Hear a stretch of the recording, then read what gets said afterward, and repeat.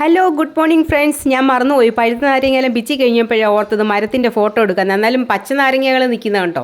Okay, ഇപ്പം ഞാൻ കാണിക്കാം ബാക്കി കാര്യങ്ങൾ.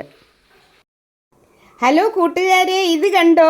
ഞാൻ ഈ നാരങ്ങ പറിച്ച് കഴിഞ്ഞാൽ ഓർത്തത് മരത്തിൽ നിൽക്കുന്ന ഷൂട്ട് ചെയ്യണമായിരുന്നത്, അങ്ങ് വിട്ടുപോയി കേട്ടോ. ഇനി അടുത്ത പ്രാവശ്യം ആട്ടെ.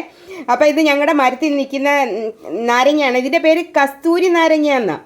അപ്പോൾ നല്ല സ്മെല്ലാണ് ഇത്. നമ്മൾ ഇതിൻ്റെ മരത്തിൻ്റെ അടുത്തൂടെ പോയാൽ പോലും നല്ല സ്മെല്ലാണ്. അപ്പം ഞങ്ങളിതിപ്പം പിഴിഞ്ഞ് കുടിക്കാൻ പോകും. അപ്പം എങ്ങനെയാണെന്നറിയാമോ ഇത് പിഴിഞ്ഞ് കുടിക്കുന്നത്?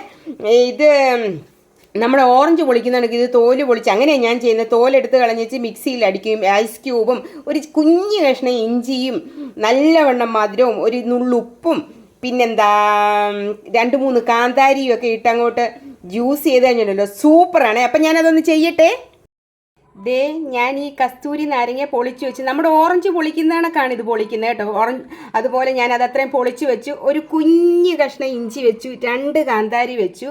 ഇനിയിപ്പോൾ ഒരു നുള്ളു ഉപ്പ് ഇടും. നമുക്ക് ആവശ്യത്തിനുള്ള പഞ്ചസാര ഇടണം. എന്നിട്ട് മിക്സിയിൽ ഇട്ടൊന്ന് കറക്കി ഐസ് ക്യൂബും കൂടി ഇട്ട് കറക്കുക. അപ്പോൾ ഒരു തണുപ്പ് കിട്ടും.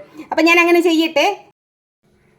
അപ്പം നമ്മുടെ ജ്യൂസ് റെഡി ആയിട്ടുണ്ട്. അപ്പം ജ്യൂസ് റെഡിയായി ഞാൻ അരിച്ചെടുത്ത്, കാരണം അതിൻ്റെ കുരുവൊക്കെ അതിൻ്റെ പച്ചമുളകിൻ്റെ ആയാലും നാരങ്ങയുടെ ഒക്കെ കുരുവുണ്ട്. അതുകൊണ്ട് ഞാൻ അരിച്ചെടുത്ത് 3 ഗ്ലാസ്സിലാക്കി ഐസ് ക്യൂബ് ഇട്ട് വെച്ച്. എല്ലാവരും വാ കേട്ടോ, നമുക്ക് എല്ലാവർക്കും കൂടെ കുടിക്കാം. അപ്പം thank you for watching my video. God bless you all, love you. Subscribe ചെയ്യാത്ത ആരെങ്കിലും ഉണ്ടെങ്കിൽ സബ്സ്ക്രൈബ് ചെയ്യണേ, ലൈക്കും കമൻറ്റും തരിക, സപ്പോർട്ട് ചെയ്യുക. Thank you.